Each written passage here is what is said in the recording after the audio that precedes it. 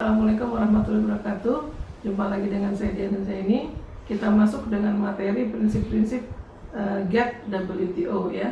Nah, prinsip GATT yang pertama adalah Most Favored Nation ya, di mana kebiasaan perdagangan dilaksanakan atas dasar non-diskriminatif ya. Semua negara harus dapat menikmati keuntungan dari suatu kebijakan perdagangan yang telah diatur, dan adanya perlakuan yang sama dalam ekspor impor bagi setiap negara, serta dijalankan dengan segera dan tanpa syarat, immediately and unconditionally.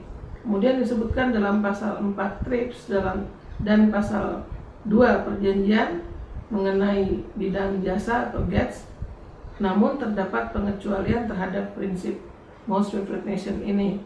Pengecualiannya yang pertama adalah keuntungan karena jarak lintas atau frontier traffic advantage yang tidak boleh dikenakan terhadap anggota GATT lainnya. Ini di dalam Annex 6 atau pasal 6 di dalam perjanjian GATT WTO.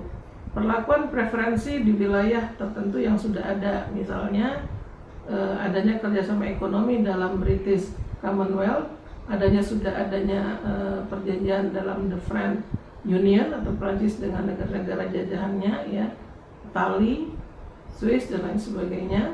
Kemudian Benelux Companion yang tetap boleh dilaksanakan, namun tingkat batas preferensinya tidak boleh dinaikkan, khususnya dalam ini diatur pasal 1 dan ayat 2 sampai ke 4.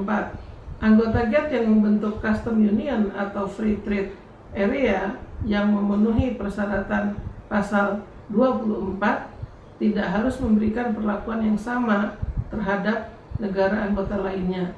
Yang tidak memenuhi persyaratan dapat mengajukan namanya penanggalan kewajiban atau waiver ketika ekonominya sedang sulit, jadi dapat mengajukan ke WTO. Kemudian adanya preferensi tarif dari negara maju untuk negara berkembang, di mana negara akan semakin miskin, sehingga melalui fasilitas adanya generalized of system of preference ya. Ini dulu kita mendapat ini GSP dari Amerika Serikat di bidang perdagangan tekstil ya, dapat fasilitas GSP. Kemudian safeguard rules atau pengamanan, di mana pemerintah dapat memproteksi sementara industri dalam negerinya. Ini diatur dalam pasal 19. Nah, ini Indonesia pernah meminta persyaratan ini kepada WTO akibat adanya bom Bali pada saat itu, yaitu bom Bali akibat dari dampak dari bom Bali 1, di mana saat itu Presiden kita Bu Megawati itu mengajukan permohonan agar kita diberikan proteksi untuk beberapa waktu akibat dari bom Bali pertama, sehingga Bali sebagai destinasi wisata itu menjadi sepi saat itu. Nah, akhirnya dengan dimintakannya yang namanya fasilitas yang tadi saya sebutkan, yaitu safeguard rules, maka diperbolehkan kita memberikan, khususnya di Bali, pembebasan pajak pada para wisata, kemudian penurunan tarif jasa transportasi perdagangan udara ya, itu dilakukan penurunan tarif yang sangat lumayan. Kemudian restoran, hotel, dan lain sebagainya yang terkait dengan wisatawan domestik. Makanya kemudian pada saat itu timbullah libur hari Sabtu, sehingga diharapkan di hari Jumat sore para ASN itu bisa melewatkan waktu liburnya ke Bali untuk refreshing dengan harga yang murah, yang kemudian negara-negara lain melihat bahwa Bali tidak ada masalah, dan akhirnya safeguard rules tadi dikembalikan dan dicabut ya.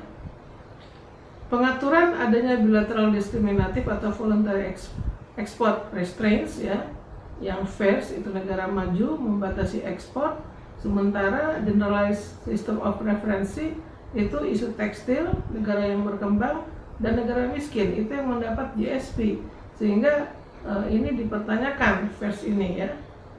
Prinsip national treatment atau yang diatur dalam pasal 3 GATT, ini produk impor mendapatkan perlakuan yang sama dengan produk dalam negeri terkait pajak dan pungutan lainnya, pengaturan hukum terkait praktek jual beli dan pengangkutan serta distribusi. Kemudian proteksi atas upaya kebijakan administrasi atau legislatif yang tidak adil.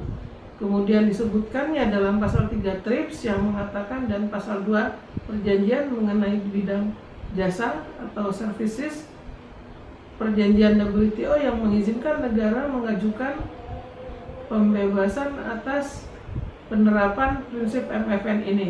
Permintaan ditinjau setiap 5 tahun dan pembebasan diterima hanya dapat berlaku selama 10 tahun. Dengan demikian, dalam materi ini saya akhiri, untuk nanti kita lanjutkan dalam materi yang lain. Oleh karenanya saya berharap materi-materi yang ada dapat dipahami oleh mahasiswa untuk lebih paham bagaimana International Trade of Law itu dapat diberlakukan baik di Indonesia maupun di negara-negara di tingkat internasional. Saya akhiri. Wassalamualaikum warahmatullahi wabarakatuh.